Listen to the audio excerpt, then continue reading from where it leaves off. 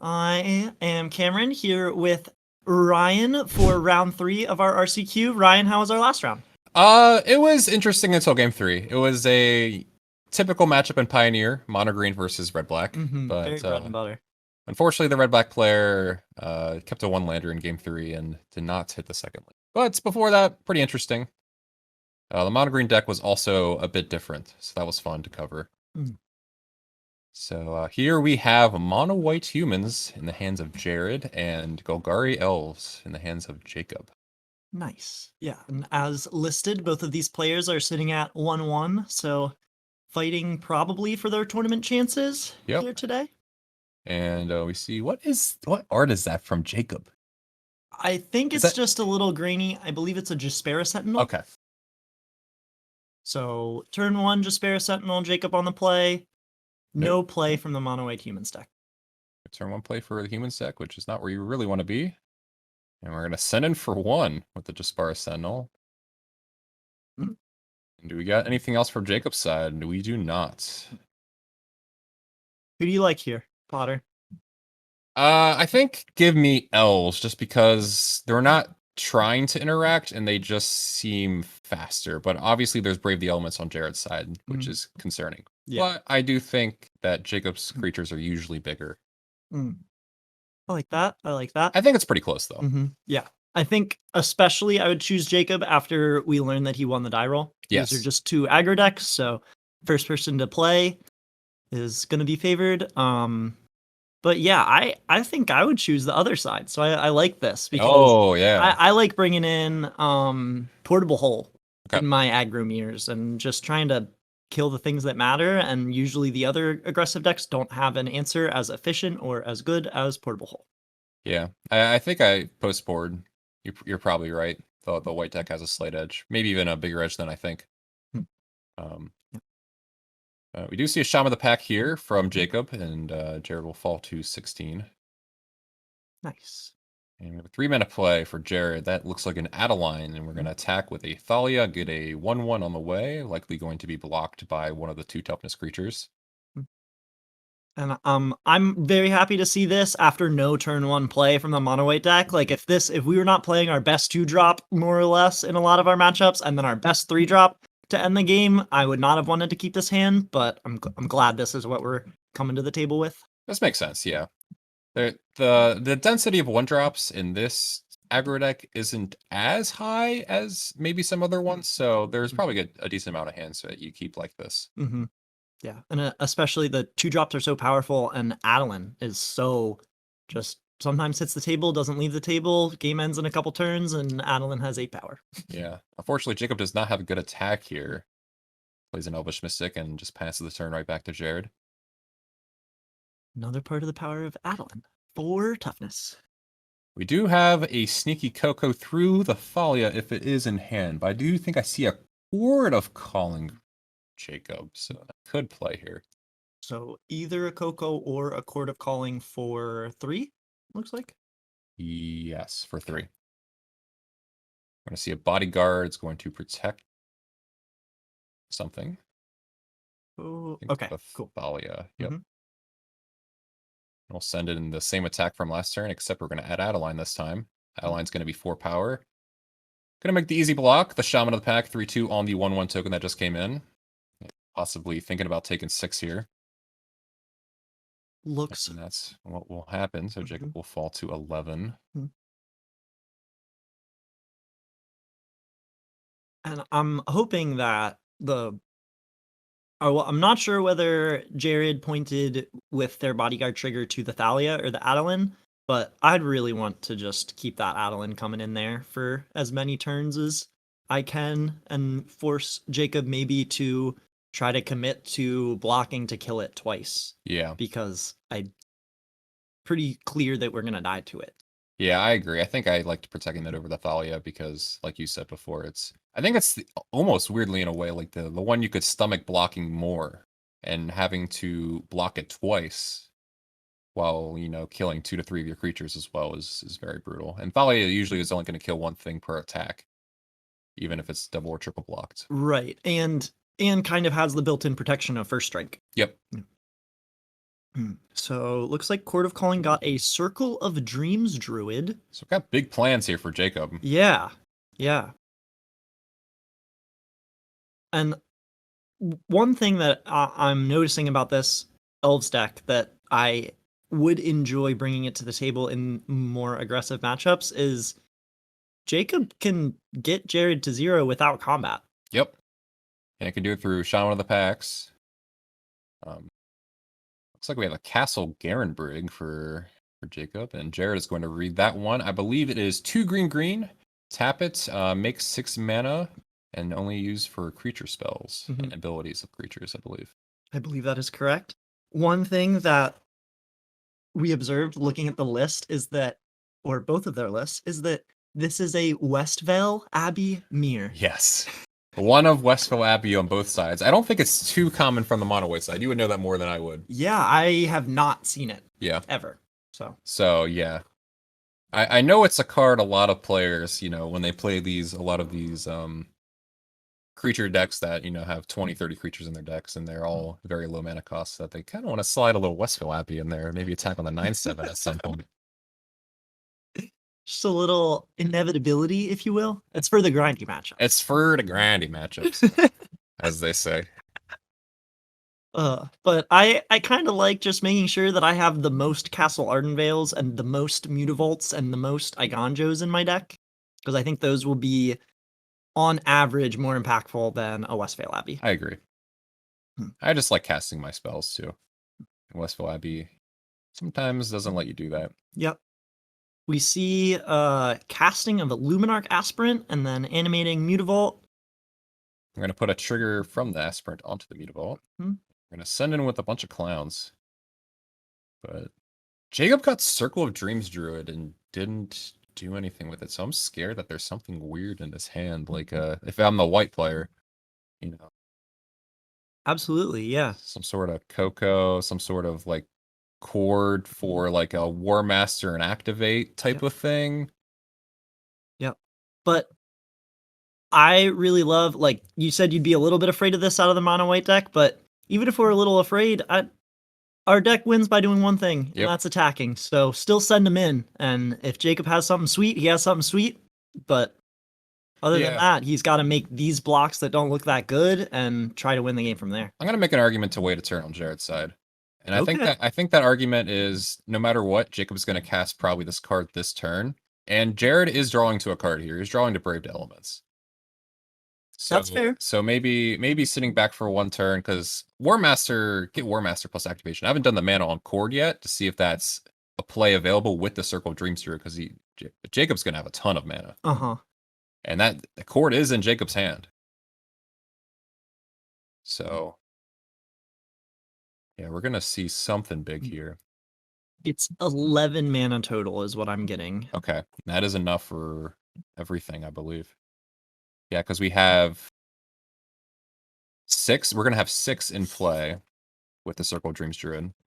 And we're going to have 2 here. So, yep. And we paid the extra mana on the Convoke for that.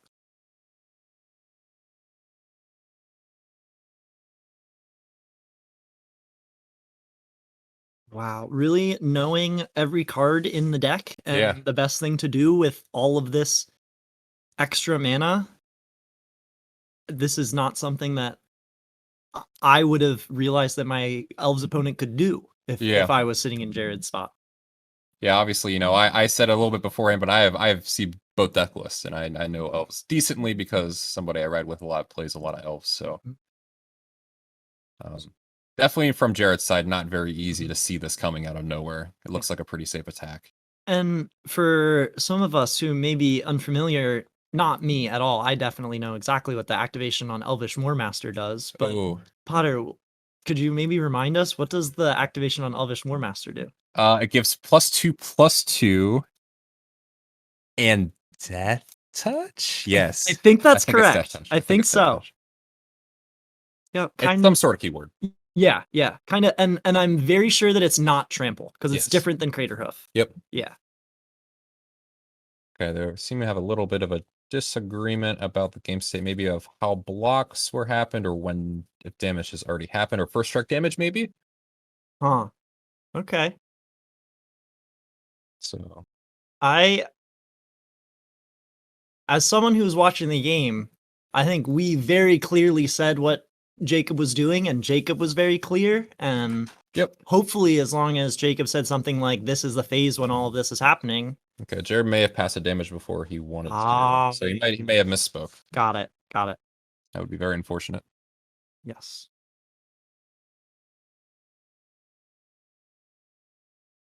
So we'll get this cleared up here.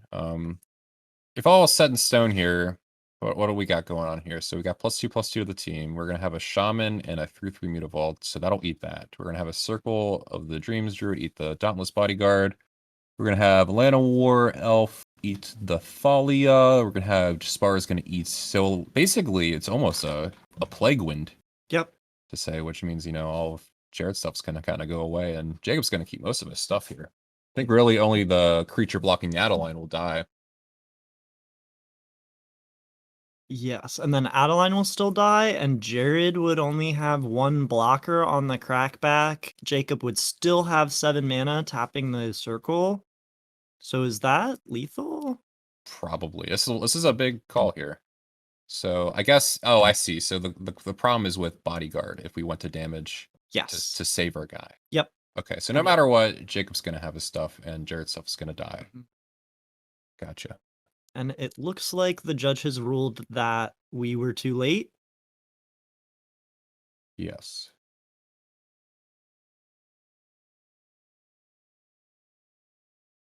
And we're just left with a humble Luminarch Aspirant versus this army of elves. Yes. I guess we have a token as well. I believe if Circle taps to activate War Master, that we are 5 damage short. Yep. But it doesn't matter because Jacob's at 11, and I think he's correctly evaluating that Jared does not have 11 points of damage. Yes. In return. It cannot produce that off of 3 lands on the mono white deck for sure. Yep, and I think Jared's out of cards. Jared might have some stuff. So we'll have looks like Jacob may have fallen 10 off of a Llanowar Waste activation. Yep. Okay. Or off of the 1/1 coming in. Got it.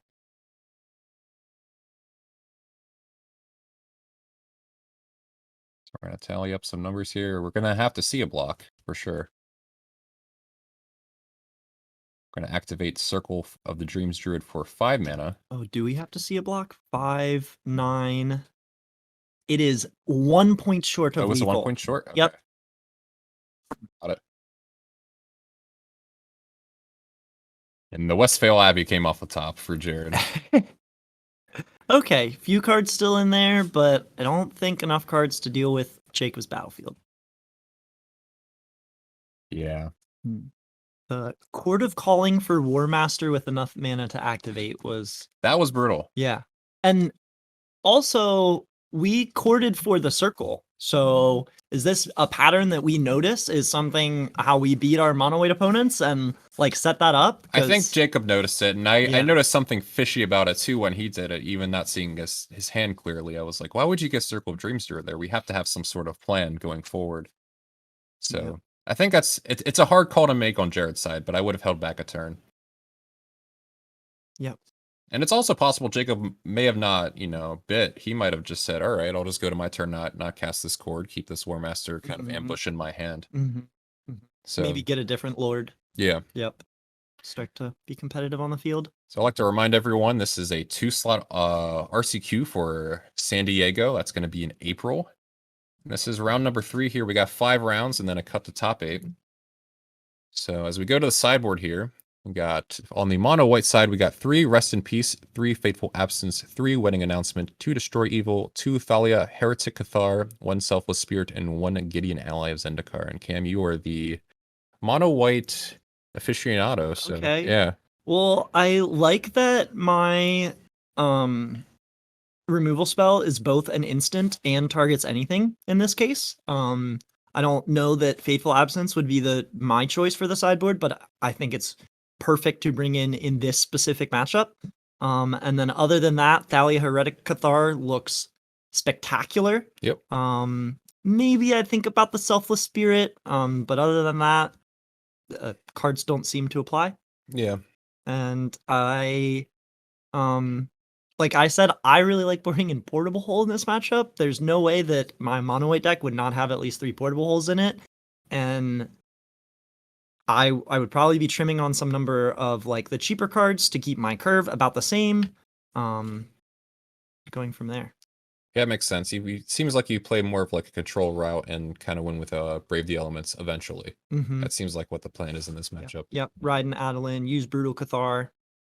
So as we go to the Golgari Elf side of things, we have 2 Terra Sunder, 2 Golgari Charm, 2 Assassin's Trophy, 2 Back to Nature, 2 Pause for Reflection, 1 Weathered Runestone, 1 Phyrexian Revoker, 1 Reclamation Sage, 1 Scavenging Ooze, 1 Fatal Push.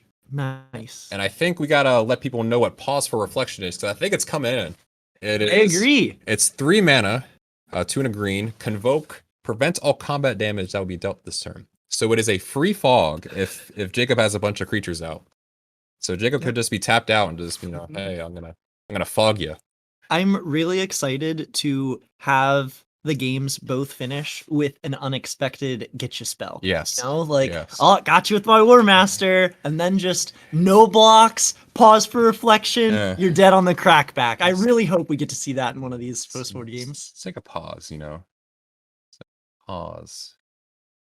So other than that, we got Golgari Charm, which there's, as mono white decks go, there's not a ton of X ones, but they still exist, so we might see that here. Got a Fatal Push, which will probably come in. Yep. What about the more expensive removal with the downside in Assassin's Trophy? Do you like something like that?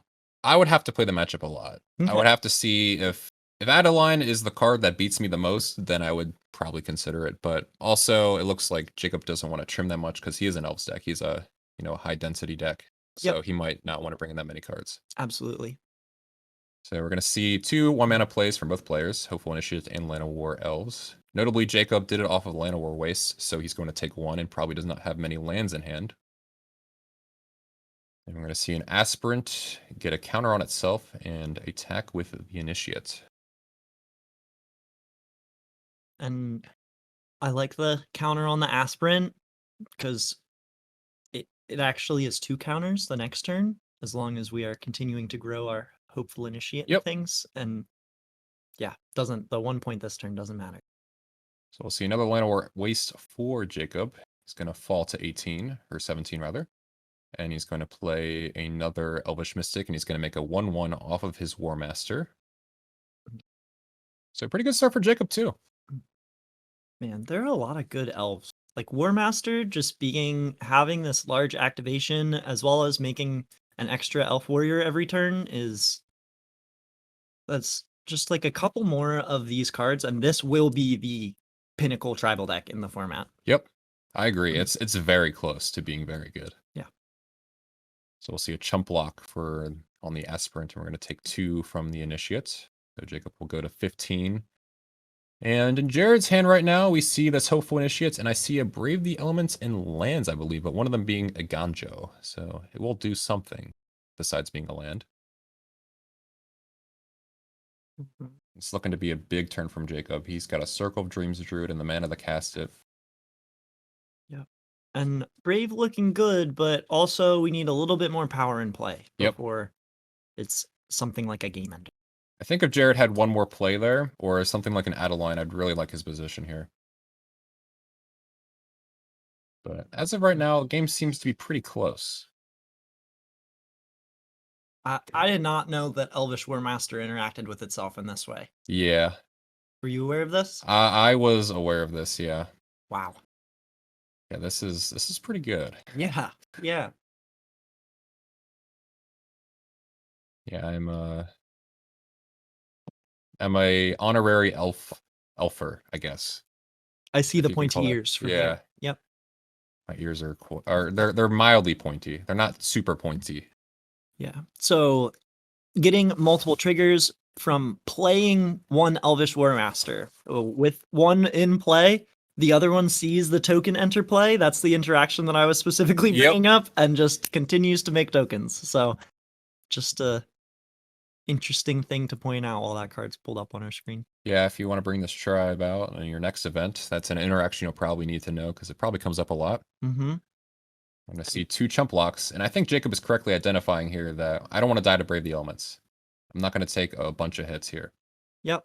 And the War Masters are going to keep these chump blockers coming. Yep. Yeah, they just won't stop.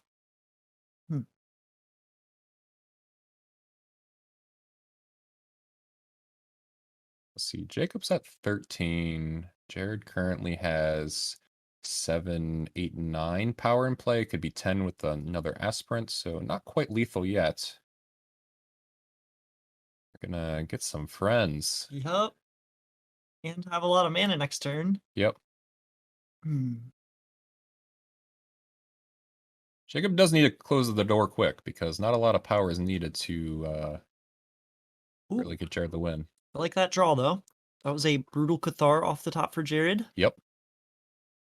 I'll be very good here. That'll probably eat to the Circle of Dreams Druid. And we're not, as long as we don't lose any creatures in our combat, we're not too many combats away from having 13 power in play, especially with the extra body of Brutal Cathar. I think we're actually, from my math last turn, I think next turn we're there. I believe so, if not very close. And that I'm a little worried, though, that Jacob makes blocks that will kill one of the Hopeful Initiates or maybe the Luminarch Aspirant, and then we're forced to use our Brave the Elements and need to draw another one.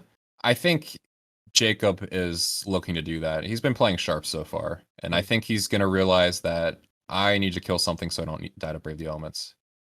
Or he might take a different line here entirely and says, look, I'm going to die to Brave the Elements. I'm going to try to kill you next turn. Yep. Also a fair line. I do see a Shaman of the Pack hanging out, so that'll help with that cause. 20 points of damage to deal, though. That's a lot. Yeah. I still don't think I see it on Jacob's side, but I'm willing to be wrong here.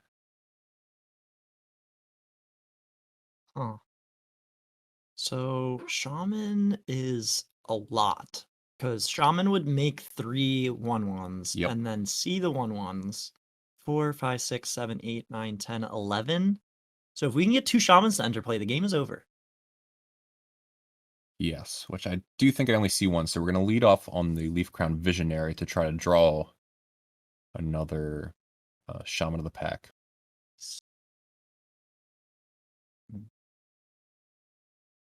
Oh, we're just going to pass it back. Okay. So we have a Golgari Charm. That doesn't help that much. That might mess up the math a little bit. But we do got to take 2 off our land to do it. But we're going to save basically 2 points off of the charm. So what's our math looking like here? We got an Adeline. Brave the Elements was cast. Yes. So we're going to back up here and we're going to attack. And we got 6, 10, 11, 14. Yeah, that's way too much. Yeah, obviously. I was thinking last turn he was still at 13. My bad. I was thinking somehow the Golgari Charm could -1/-1 the team and make him live, but no, we're way dead. Yep, and just the Brave the Elements was enough points of damage there. I think Jacob correctly identified that he wasn't gonna beat it that turn. Yep. Without so the pause for reflection that we talked about, that is a card that would beat it, right? Ooh, you just tap your elves and then I really want to pause for reflection in game 3. Look out, we got a nice little window out here to the right. I want to look at this nice tree out here. Take a little pause for reflection. So yeah, fun stuff. I don't think we saw anything too weird in those games. I think we saw cards we would expect come in. Yep. And we saw the players on the play win the game. Yes. Which is definitely a thing in Pioneer, but it is definitely turned up even a little bit in the aggro mirrors. How important it is. I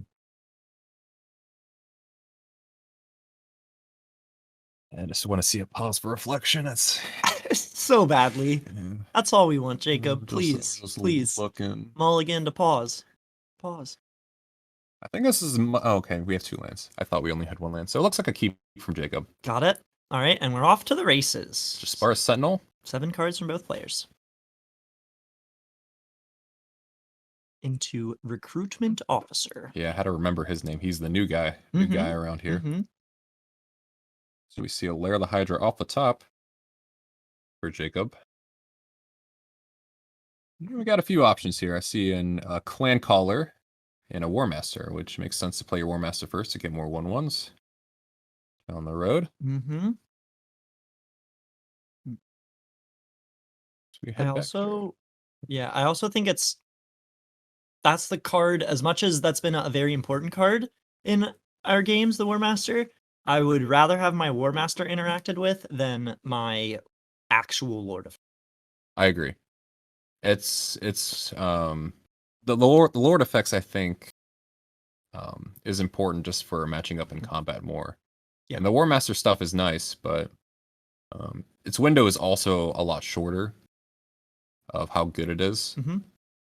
And a little bit worried for Jared here. We did keep a 1-lander, probably with 1-drops that will continue to come, but it might not be enough if we don't draw our second land and get to play some other cards. Yeah, it's especially problematic because, as you said before, there were no portable holes hanging out in Jared's list, so we don't have any 1-mana interaction either. Yep. So Jacob kind of has free reign here. And ooh, that's a good Golgari charm. That is a really good Golgari charm. Oh my gosh, I thought that was a Shaman of the Pack. Nope, that is going to kill all of Jared's non-land permanents. 2-1 off the top. Yep. Always had it. Jacob's just thinking I could have killed that one too. Yeah, I was actually just thinking that to myself. I think that if I was Jacob, I would have waited. You can see a Luminarch Aspirant go on the stack, let the trigger go on the stack, then cast your Golgari charm. Like, yeah. Yeah, I think I might have waited a bit longer on that charm. But I don't think it's going to matter too much when your opponent is just playing 2/1s. Yeah. Off of 1 land. Yeah, I think on the 1 land it might have looked a little succulent, to cast that. Oh yeah. So yeah. It's like, ooh, can kill all your stuff and you're at 1 land. Fortunately, another brick here for Jared. I believe. Oh no, never mind. He has a. What am I? It almost just like appeared in play there. Yeah. Just teleported. We looked longingly into each other's eyes, and then So now we have a 3/2. Off of, I believe, the Athalia's Lieutenant. Yeah. So with a land here, he can start getting extra Clan Callers, activating that. So Jacob's in a spot really where lands are good and spells are obviously still good. Good place to be. Oh yeah. And you're talking about the activated ability on Clan Caller? Yes. So Elvish Clan Caller is green for a 1/1. It has a Lord's Other Elves, and then it's a 6 mana activation cost, right? Correct. Yep, 6 mana, tap it, go get another Elvish Clan Caller from your deck, put it into play. Yeah, and that seemed to be the floor on the turn, and the ceiling is, we're seeing Jared's hand, is I see a push, I see a Collected Company, I see a Shaman of the Pack. Wow. So we got a lot of tools here. It looks like he's going to favor a Shaman of the Pack plus push something. So we're going to deal 6 damage thanks to the War Master trigger, triggering first. So Jared will fall to 2 life. There's really no coming back here for Jared at this point.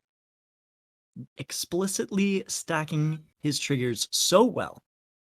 Jacob is a judge. Mm-hmm. So he knows how to stack triggers.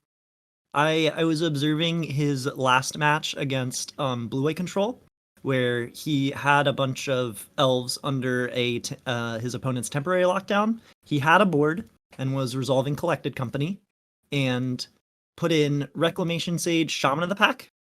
And then I think we're very used to, just as Magic players, kind of shortcutting. I'd like to have this one happen first and then this one happen. And Jacob very explicitly, I will put Shaman of the pack on the stack first. Yep. And then I will put the Reclamation Sage trigger on the stack. And I had a moment of panic. I was like, wait, that's not... Oh, no. That's a judge. They got it. Yeah. It's going to resolve top down. Here we go. I'm too afraid to say that if I'm in Jacob's spot. So I had to say this resolves first. Yeah. Jacob, though, doesn't have fear because he knows the rules. Mm-hmm. As he fatal pushes Athalia's lieutenant, which will smell the end here for Jared. Just on board, he is going to die. Yep. There's the hand. Yep. A beautiful aggro mirror. Yeah. Even if there was a little bit of unfortunate land luck there at the end, I think those are kind of some of the hands that you got to keep when you're the aggro player. So little unlucky, but yeah, we didn't get to pause for reflection, but just got to see an aggro mirror, which I know me and you both love very much. Oh yeah, it's good. So I think we're gonna take a quick little break and then come at you and discuss a metagame player here in Pioneer. So we back in a couple moments.